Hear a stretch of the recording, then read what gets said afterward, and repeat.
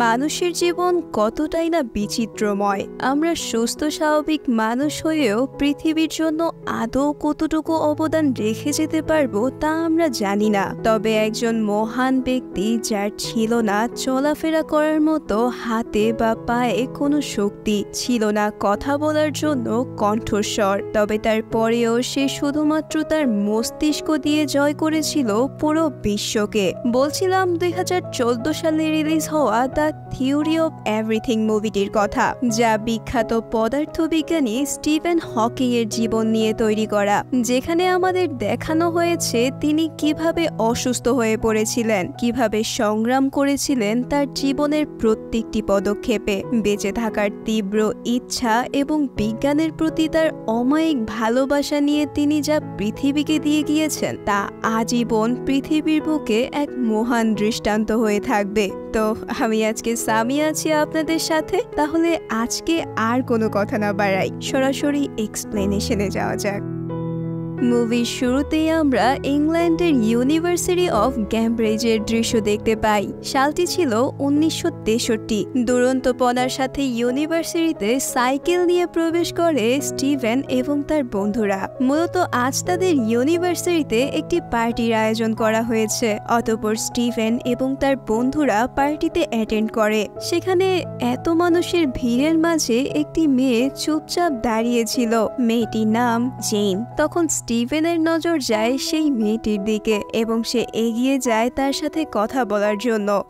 প্রথম তারা দুজনেই ইতস্ত এবং অস্বস্তি বোধ করলেও ধীরে ধীরে তারা একজন আরেকজনের সাথে কথা বলতে শুরু করে। আর তাদের কথোপকথনে আমরা জানতে পারি যে জেন লিটারেচার অর্থাৎ সাহিত্য নিয়ে পড়াশোনা করছে। তার সাথে সাথে সে বেশ কয়েকটি ভাষায় কথাও বলতে পারে। অন্যদিকে স্টিভেন পদার্থবিজ্ঞানের স্টুডেন্ট। তার পড়াশোনার মূল বিষয় ছিল কসমোলজি অর্থাৎ সৃষ্টিতত্ত্ব। সুতরাং বলা যায় তাদের দুজনের বিষয়ই পুরোপুরি একে অপরের চাইতে বিপরীত ছিল। তাছাড়া সৃষ্টিকর্তার প্রতি দৃষ্টিভঙ্গিও তাদের দুজনের আলাদা আলাদা ছিল। জেন খুবই ধার্মিক একজন মেয়ে ছিল। সে সৃষ্টিকর্তায় সম্পূর্ণ বিশ্বাস রাখত। অন্যদিকে স্টিভেন সৃষ্টিকর্তায় বিশ্বাস করত না। সে পৃথিবীর সকল কিছুই বিজ্ঞানের নজরে দেখত। তারা দুজন বেশ অনেকক্ষণ ধরেই কথাবার্তা বলে। অতঃপর জেন যাওয়ার সময় স্টিভেনকে তার নাম্বার দিয়ে যায়। আর এর পরের দিন ইউনিভার্সিটিতে তাদের ফিজিক্সের প্রফেসর সকল স্টুডেন্টদেরকে একটি কোশ্চেন পেপার দেয়, যা তাদের এর পরের দিন কমপ্লিট করে দিতে হবে। আর এগুলো কিন্তু কোনো সাধারণ প্রশ্ন ছিল না। এখানে থাকা প্রত্যেকটি প্রশ্নই ছিল খুবই জটিল। তবে আমরা দেখতে পাই স্টিভেনের যেন এই প্রশ্নগুলো দেখে কিছু গায়েই লাগছে না, অর্থাৎ তার কাছে এই প্রশ্নগুলো ছিল খুবই সহজ। তবে তারপরেও স্টিভেন উদাসীন হয়ে পড়ছিল, কারণ সে বুঝে উঠতে পারছিল না যে তার পিএইচডি শেষ করার পর সে আসলে কি নিয়ে গবেষণা করবে। অতঃপর এর পরের দিন সকালে যখন স্টিভেনের বন্ধু তাকে জিজ্ঞাসা করে যে সে প্রফেসরের দেয়া কোশ্চেনগুলো সলভ করেছিল কিনা, তখন উত্তরে স্টিভেন হেসে দিয়ে বলে সেই প্রশ্নগুলো এখন পর্যন্ত খুলেই দেখেনি।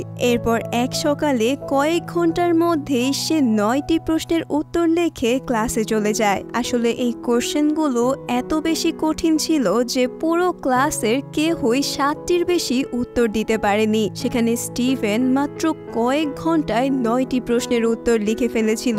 আর এটি জানতে পেরে প্রফেসর ঠিকই বুঝতে পারে যে স্টিভেন আর 5 জনের মতো সাধারণ কেহ নয়, সে খুবই মেধাবী একজন স্টুডেন্ট। তবে তার উদাসীনতা এবং চিন্তা দেখে প্রফেসর এইবার তার ব্যাপারে কনসার্ন হয়, কারণ স্টিভেনের মতো এত মেধাবী কাউকে তো আর বসিয়ে রাখা যায় না। তাই প্রফেসর স্টিভেনকে একটি ল্যাবে নিয়ে যায়। আর এটি ছিল সেই ঐতিহাসিক ল্যাব যেখানে সায়েন্টিস্ট জে থমসন ইলেকট্রনের গবেষণা করেছিলেন এবং সায়েন্টিস্ট লুটফোর্ড প্রথমবারের মতো অ্যাটমকে স্প্লিট করেছিলেন। আসলে প্রফেসর জানার চেষ্টা করছিল যে স্টিভেনের আসলে আগ্রহ কি নিয়ে। অতঃপর প্রফেসর স্টিভেনকে জানায় কাল সে কিছু গ্র্যাজুয়েট স্টুডেন্টদেরকে নিয়ে তৎকালীন একজন ফেমাস গণিতবিদের একটি ক্লাস অ্যাটেন্ড করতে লন্ডনে যাচ্ছে। সুতরাং স্টিভেন চাইলে তাদের সাথে সেখানে যেতে পারে, হয়তো সে সেখানেই তার গবেষণার বিষয়টি খুঁজে পেতে পারে। তাই স্টিভেনও এতে রাজি হয়ে যায়। এরপর সেই দিন বিকালে স্টিভেন একটি চার্চের সামনে যায়, আর কিছুক্ষণ পরেই চার্চ থেকে বের হয় জেন। স্টিভেন জেনকে তার পরিবারের সাথে পরিচয় করিয়ে দেয় এবং সেই দিন রাতে তারা একটি পার্টি অ্যাটেন্ড করে, যেখানে জেন স্টিভেনকে জিজ্ঞাসা করে তুমি সৃষ্টিকর্তায় বিশ্বাস কেন করো না। তখন স্টিভেন বলেছিল বিজ্ঞানী আমার কাছে সবকিছু, আমি সৃষ্টির শুরু থেকে শেষ পর্যন্ত সকল কিছুই বিজ্ঞানের নজরে দেখি। আর এটি শুনে জেন তাকে জিজ্ঞাসা করে তোমরা বিজ্ঞানীরা কেন এত কারণ খোঁজো। উত্তরে স্টিভেন বলে কারণ খুঁজে বলেই তো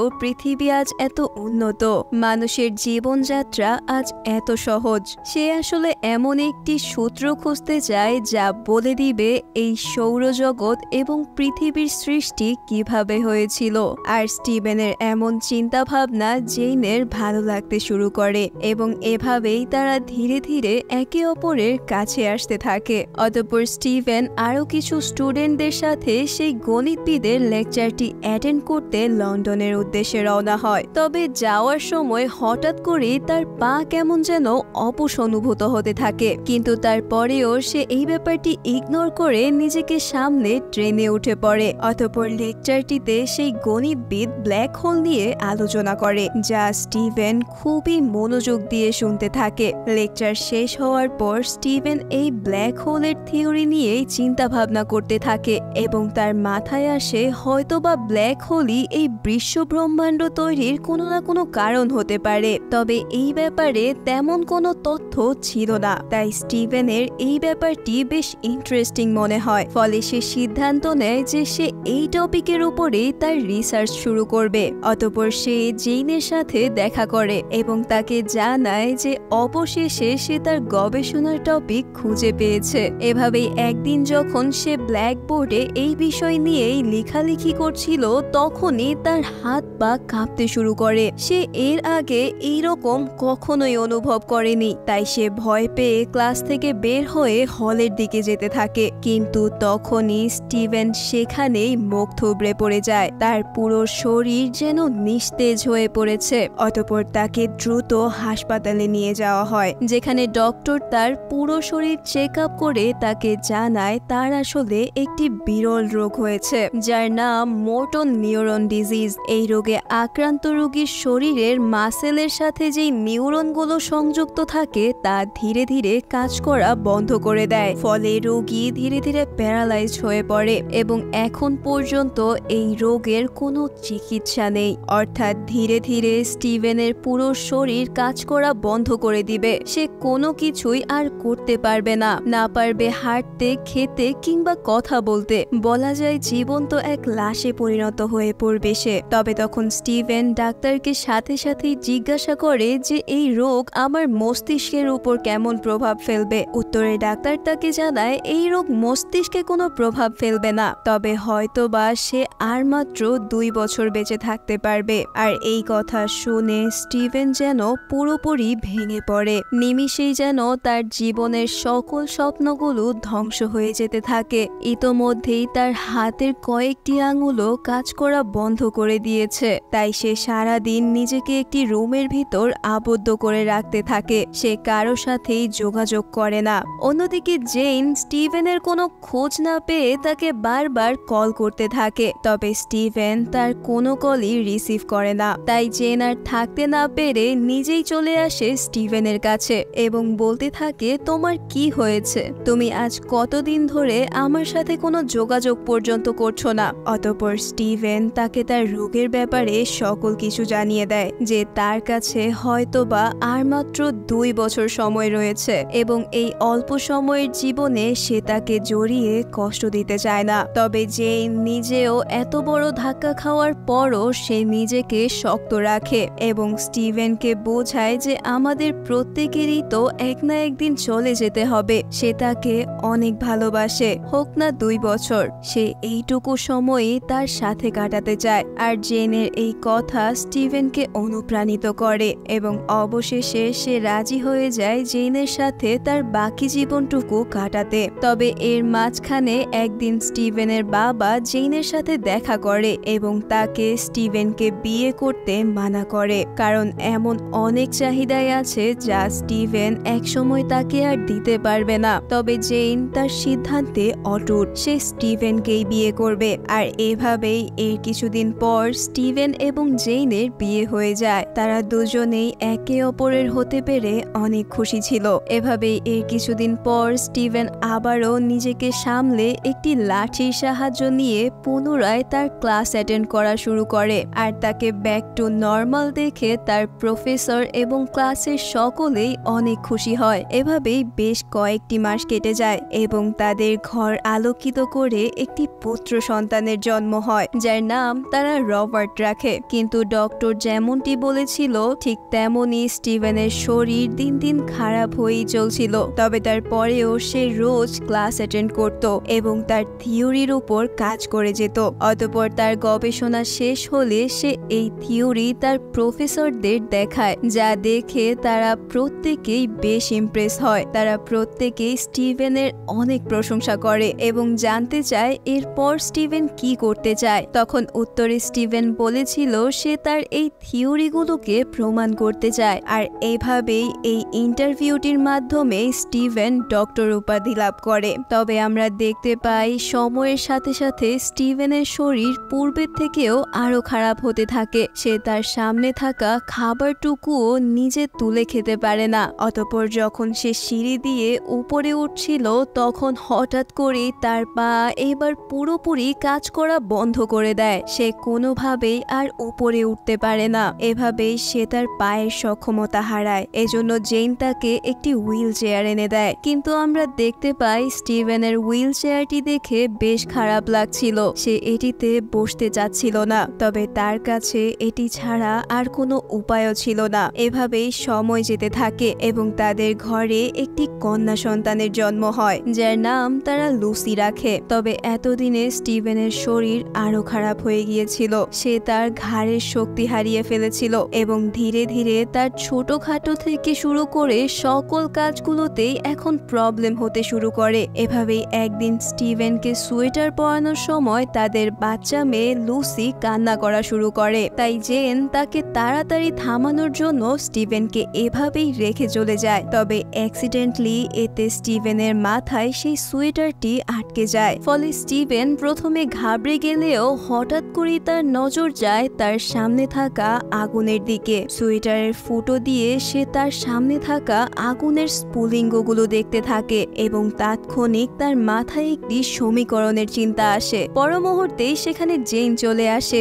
এবং সাথে সাথেই তার সোয়েটারটি ঠিক মতো পরিয়ে দেয়। তখন স্টিভেন জেনকে জানায় সে বোধহয় একটি সমীকরণের সমাধান করতে পেরেছে। এর কিছুদিন পর জেন স্টিভেনকে ইউনিভার্সিটিতে নিয়ে যায় একটি ইন্টারভিউর জন্য, যেখানে স্টিভেন তার দ্বিতীয় theory visibility of black hole নিয়ে কথা বলে। আর তার এই থিওরি শুনে দেশ বিদেশ থেকে আসা অনেক প্রফেসর তাজ্জব বনে যায়, কারণ এত কম বয়সে স্টিভেন এমন কিছু থিওরি আবিষ্কার করে ফেলেছিল যা তাকে অনেক সুনাম এনে দেয়। দেশ বিদেশে তাকে নিয়ে নানান নিউজ হয়। স্টিভেনের এই অর্জনে তার বাবা মা এবং তার বন্ধুরাও অনেক খুশি ছিল। তারা সবাই তাকে সাথে নিয়ে অনেক আনন্দ করে। তবে এত সব খুশির মাঝে একটি খারাপ লাগা তো বরাবরই ছিল। স্টিভেনের অসুস্থতা দিন দিন বেড়েই চলছিল। তবে তারপরেও সে তার গবেষণা অব্যাহত রাখে এবং কয়েক মাস পরেই সে তার প্রথম বই হকিং রেডিয়েশন লিখে,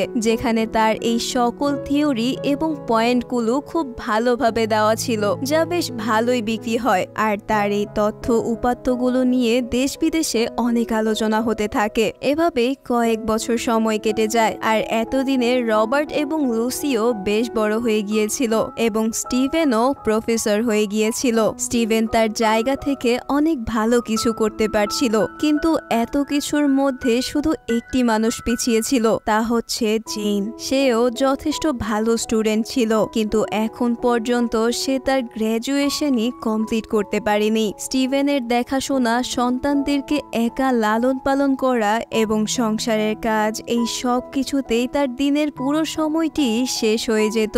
বেচারি পড়ার সময়টুকুও আর পেত না। এজন্য সে ধীরে ধীরে ডিপ্রেসড হয়ে যেতে থাকে। আর জেনের এই অবস্থা তার শাশুড়ি মা লক্ষ্য করে এবং সে তাকে বলে, আমি জানি তোমার উপর অনেক দায়িত্ব, তবে তুমি এটি জেনে শুনেই নিয়েছিলে। আমার মনে হচ্ছে তোমার একটু স্বস্তির প্রয়োজন, সুতরাং তুমি গির্জায় যেতে পারো, হয়তো সেখানেই কিছুটা শান্তি পেতে পারো তুমি। আর তার এই কথা শুনে জেন এর পরের দিন থেকেই গির্জায় যাতায়াত শুরু করে। সেখানে নিয়মিত তাদের ধর্মীয় সঙ্গীত পরিবেশন করা হতো। আর এই সঙ্গীতগুলোর পরিবেশক ছিলেন জনার্থন নামের একজন মিউজিক টিচার। এভাবেই একদিন তার সাথে জেইনের পরিচয় হয়। তাদের কথোপকথনে আমরা জানতে পারি জনার্থনের স্ত্রী অনেক আগেই মৃত্যুবরণ করেছিল। আর সে যেহেতু একজন ভালো মিউজিক টিচার, তাই সে পিয়ানোও অনেক ভালো বাজাতে পারত। এজন্য জেইন জনার্থনকে অনুরোধ করে সে যেন তার সন্তানদেরকে পিয়ানো বাজানোটা শিখিয়ে দেয়, কারণ তারা পিয়ানো শেখার জন্য খুবই আগ্রহী ছিল। জনার্থনও এতে রাজি হয়ে যায়। অতঃপর আমরা দেখতে পাই স্টিভেন এখন ইলেকট্রিক হুইল চেয়ারে চলাফেরা করত। এর পরের দিন সে খেয়াল করে জনার্থন তার ছেলেকে খুবই সুন্দরভাবে পিয়ানো বাজানো শেখাচ্ছে। আর এই ব্যাপারটি স্টিভেনেরও অনেক ভালো লাগে। সেদিন রাতে তারা জনার্থনকে রাতের খাবারের জন্য ইনভাইট করে। এরপর রাতে স্টিভেন তার সাথে বেশ কিছুক্ষণ কথা বলে। জনার্থন বেশ আন্তরিক ছিল এবং সে স্টিভেনকেও অনেক সম্মান করত। তাই তাদের মধ্যে অল্প সময়েই বেশ মিলবন্ধন হয়ে যায়। জনার্থন একজন ভালো মানুষ ছিলেন। সে যাওয়ার সময় তাদেরকে জানিয়ে যায় যদি কখনো জেইন কিংবা স্টিভেনের তাকে প্রয়োজন পড়ে তাহলে যেন তাকে তারা নির্দ্বিধায় স্মরণ করে। সে বেশ স্বাচ্ছন্দ্যেই তা করে দিতে পারবে। অতঃপর সেই দিন রাতে স্টিভেন জেইনকে বলে, আমি জানি তোমার হয়তোবা এখন অনেক কষ্ট হচ্ছে, তাই না? আসলে বাচ্চাদের এবং এই সকল কিছু একা সামলানো সত্যি খুব কষ্টকর। সুতরাং তুমি চাইলে তোমার সাথে একজন কেয়ারটেকার রাখতে পারো, সে পুরুষ হোক কিংবা মহিলা, এতে আমার কোনোই আপত্তি নেই। জনার্থন স্টিভেনকে অনেক সম্মান করত, তাই স্টিভেনও তাকে বেশ পছন্দ করত। এভাবেই ধীরে ধীরে এজ আ কেয়ারটেকার হিসেবে বাসার নানান কাজে জনার্থন তাদেরকে সাহায্য করতে থাকে। বাচ্চাদের খেয়াল রাখা থেকে শুরু করে একসাথে ঘুরতে যাওয়া ইত্যাদি সকল কাজেই জনার্থন তাদের জন্য অনেক সহায়ক ছিল। বলা যায় সে তাদের পরিবারেরই একটি অংশ হয়ে গিয়েছিল। কিন্তু এইসবের মধ্যে জনার্থন এবং জেইনের মধ্যে তাদের অজান্তেই ঘনিষ্ঠতা চলে আসতে থাকে। একই পরিবারে এইভাবে মিলেমিশে থাকাতে এটি হওয়াটা হয়তোবা অস্বাভাবিক কিছু ছিল না। তবে জনার্থন বরাবরই নিজেকে সংযত রাখারই চেষ্টা করেছে। এভাবেই সময় পার হতে থাকে এবং একদিন জানা যায় যে জেইন আরো একবার প্রেগনেন্ট। আর এর কয়েক মাস পরই তাদের তৃতীয় সন্তানের জন্ম হয়। আর এই উপলক্ষে একটি পার্টির আয়োজন করা হয়। তবে আমরা দেখতে পাই সেখানে থাকা প্রায় সকলেই বলাবলি করছিল যে এই সন্তানটি আসলেই কি স্টিভেনের, কারণ সে তো শারীরিকভাবে বেশ অসুস্থ। সেখানে থাকা অনেকেরই সন্দেহ হতে থাকে যে এই সন্তানটি তাদের সাথে থাকা জনার্থনের নয়তো। আর এই কথাটি স্টিভেনের মা সরাসরি জেনকে বলে যে এই সন্তানটি স্টিভেনের নয়। আর এই কথাটি শুনে জেইনের বেশ খারাপ লাগে। সে সাথে সাথেই উত্তর দেয় যে কোনোভাবেই না, এই সন্তান স্টিভেনেরই। আর তাদের এই কথোপকথন জনার্থন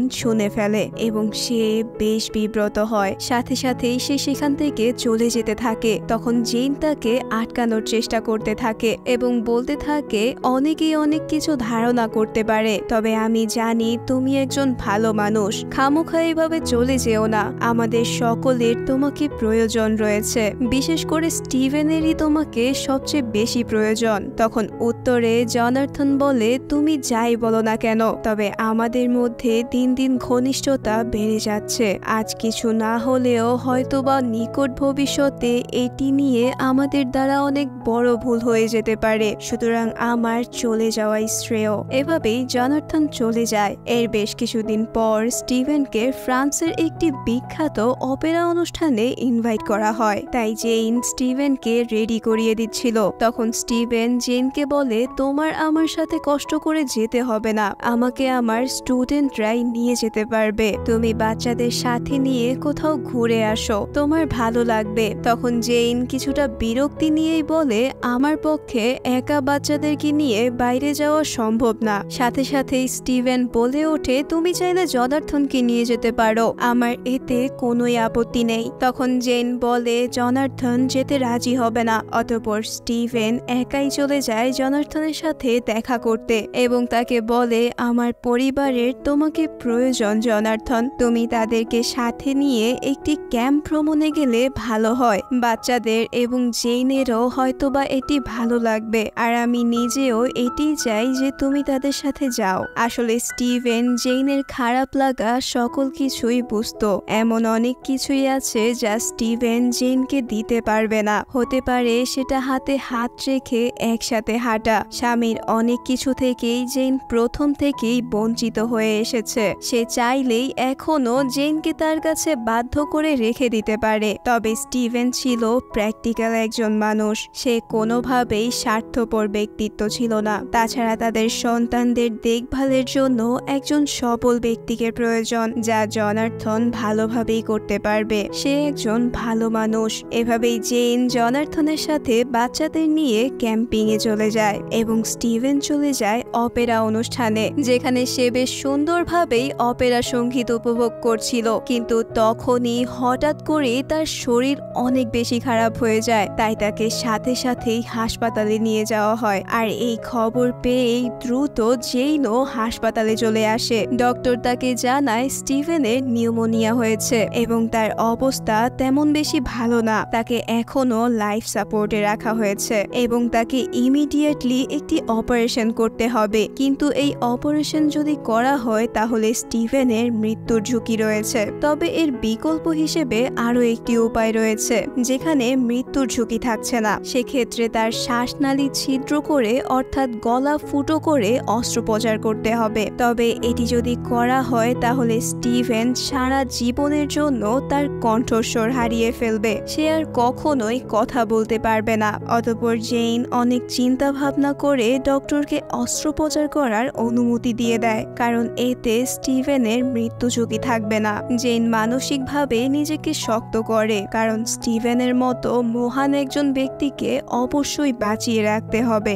এভাবেই এবারের মতো বেঁচে যায় স্টিভেন, কিন্তু চিরজীবনের জন্য সে বাকরুদ্ধ হয়ে যায়। আর এই ব্যাপারটি নিয়ে সে বেশ ভেঙে পড়েছিল, কারণ তার এখনো অনেক কিছু করা বাকি ছিল। সে চাচ্ছিল বিজ্ঞানের ব্যাপারে একটি বই লিখতে, আর যদি সে কথাও বলতে না পারে তাহলে সে তার মনের এত সহস্র ভাবনা চিন্তাকে কিভাবে প্রকাশ করবে, কিভাবেই বা সে তার বইগুলোকে লিখবে। জেন প্রথম তাকে স্পেলিং বোর্ড দেখিয়ে দেখিয়ে শব্দ তৈরি করতে বলতো। তবে এটি শিখতে এবং শিখাতে দুটোতেই অনেক বেশি সময় এবং ধৈর্যের প্রয়োজন ছিল। তাই এইবার স্টিভেনের দেখাশোনা এবং এই সকল কিছু শিখানোর জন্য একজন নার্সকে রাখা হয়, যার নাম অ্যালেন। তিনি বেশ ভালো একজন নার্স ছিলেন। সে এই ব্যাপারে দক্ষ হওয়ায় খুবই দ্রুত স্টিভেন স্পেলিং বোর্ড দেখে শব্দ বানানো শিখে যায়, যা দেখে অ্যালেন অর্থাৎ নার্স নিজেও অবাক হয়ে যায়, কারণ আজ পর্যন্ত এত দ্রুত এই সকল কিছু আয়ত্ত করে ফেলতে সে কাউকে দেখেনি। তবে স্পেলিং বোর্ড দেখে দেখে অক্ষর বানানোর কষ্ট স্টিভেনকে বেশি সময় পর্যন্ত করতে হয়নি। খুব দ্রুতই তার জন্য একটি স্পেশাল হুইল চেয়ারের ব্যবস্থা করা হয়, যেখানে ছিল একটি স্পিচ জেনারেটিং ডিভাইস। সহজ ভাষায় যদি বলি তাহলে একটি টাইপিং কম্পিউটার, যার রিমোট দেওয়া হবে স্টিভেনের হাতে এবং কেবলমাত্র কনিষ্ঠা আঙুলের চাপেই চলতো এই কম্পিউটারটি, যেখানে টাইপ হতো একের পর এক ওয়ার্ড, যা চাইলেই রোবোটিক ভয়েসে কনভার্ট করা যেত। অর্থাৎ যা তিনি এখানে লিখত তা এই কম্পিউটারটি বলতে পারত, যেটি খুব সহজেই সবাই শুনতে পেত এবং বুঝতে পারত। পরবর্তীতে এই কম্পিউটারটি দিয়ে স্টিভেন হকিং তার কিছু বিখ্যাত বই লিখে ফেলেন, যার মধ্যে প্রথমটি হচ্ছে a brief history of time. আর এই বইটি তৎকালীন সময়ে পুরো বিশ্বে ব্যাপক সাড়া ফেলেছিল এবং এটি এত বেশি বিক্রি হয়েছিল যে সেই সময়ে পুরো বিশ্বে সর্বোচ্চ বিক্রি হওয়া বই ছিল এটি। আর তার এই সফলতার পরপরই তাকে আমেরিকায় অ্যাওয়ার্ডের জন্য আমন্ত্রণ জানানো হয়। তবে এইবার স্টিভেন তার সাথে তার নার্স অ্যালেনকে নিয়ে যেতে চায়। সাধারণত এমন অনুষ্ঠানগুলোতে সবসময় জেনি তার সাথে যেত, তবে এইবার স্টিভেন কেন তাকে না নিয়ে তার নার্সকে নিয়ে যেতে চাইছে। জেন তার কারণ জানতে চায়। তখন স্টিভেন সোজাসুজি তাকে সত্যটা জানিয়ে দেয় যে সে তার নার্সের প্রতি দুর্বল হয়ে পড়েছে। তার দু চোখ ভরে অশ্রু চলে আসে এবং সে বলতে থাকে, জেন তুমি আমার জন্য অনেক করেছো। আমাকে তো ডাক্তার জানিয়ে দিয়েছিল যে আমি হয়তো বা আর মাত্র 2 বছর বাঁচবো, তবে তোমার ভালোবাসা এবং যত্নই হয়তো বা আমাকে এখন পর্যন্ত বাঁচিয়ে রেখেছে। তার জন্য আমি সারা জীবন তোমার কাছে কৃতজ্ঞ জেন। তবে মানুষের জীবনে চাওয়া বদলায় রুচি। সুতরাং এই মুহূর্তে তার সবচেয়ে বেশি দরকার তার নার্সকে। সেই হয়তো বা তার সবচেয়ে বেশি খেয়াল রাখতে পারবে। তাকে সর্বক্ষণই তার প্রয়োজন। আর স্টিভেনের এমন কথায় জেনের খারাপ লাগে, তবে সে বাস্তবতা বুঝতে পারে যে স্টিভেনের প্রয়োজন ছিল তার বাধ্যবাধকতা, যা তার নার্স তাকে দিতে পারছিল, আর যার ফলে সে তার প্রতি দুর্বল হয়ে পড়েছে। জেনের কষ্ট হওয়ার সত্ত্বেও সে এটিকে মেনে নেয় এবং স্টিভেনকে বলে, আমি আজ পর্যন্ত আমার সর্বোচ্চ দিয়ে চেষ্টা করেছি স্টিভেন, তোমাকে ভালোবেসেছি, তাই আমি চাই তুমি যেখানেই থাকো না কেন ভালো থাকো। এভাবেই তারা দুজন আলাদা হয়ে যায়। অতঃপর জেন চলে যায় জনার্থনের কাছে। অন্যদিকে স্টিভেন তার নার্স অ্যালেনকে সাথে নিয়ে চলে যায় সেই অনুষ্ঠানটিতে। ঝাঁকজমকপূর্ণ অনুষ্ঠানটিতে হাজার হাজার মানুষের সমারোহ এবং প্রত্যেকেই অধীর আগ্রহে অপেক্ষা করছিল এই অদ্ভুত জ্ঞান সম্পূর্ণ মানুষটির কথা শোনার জন্য। অতঃপর স্টিভেন হকিং সেখানে উপস্থিত হয়। সেখানে তাকে নানা ধরনের প্রশ্ন করা হয় এবং সে বেশ সুন্দর এবং মজা করেই তার সকল উত্তরগুলো দিচ্ছিল। তার প্রত্যেকটি কথায় আজও গভীর অর্থ রয়েছে।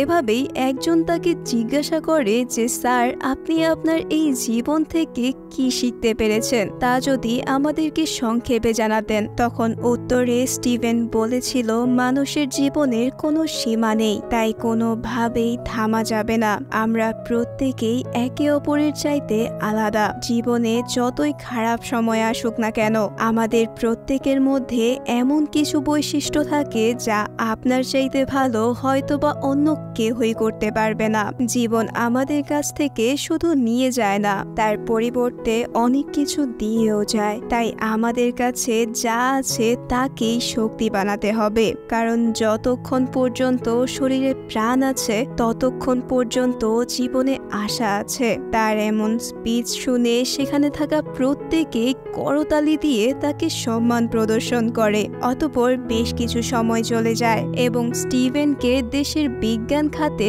এত বড় অবদান রাখার জন্য রানী দ্বিতীয় এলিজাবেথ তার রাজকীয় প্যালেসে তাকে আমন্ত্রণ জানায় order of the companions of honour award দেওয়ার জন্য। এবং এটি খুবই সম্মানের একটি অ্যাওয়ার্ড, যা নিতে স্টিভেন তার সন্তান এবং জেনকেও সাথে নিয়ে যায়। অতঃপর জেন তাকে ধন্যবাদ জানায় এবং বলে, এত বড় একটি অনুষ্ঠানে আমাকে সাথে করে নিয়ে আসার জন্য আমি তোমার কাছে কৃতজ্ঞ। তখন উত্তরে স্টিভেন বলে, এখানে কৃতজ্ঞতার কিছু নেই, আমরা দুজন মিলেই তো আজ এত কিছু করতে পেরেছি এবং আর কি তৈরি করেছি দেখতে চাও। এটি বলে সে তার সন্তানদের দিকে ইশারা করে, অর্থাৎ তারা দুজনে মিলেই তো এই সুন্দর পরিবারটিকে তৈরি করেছিল।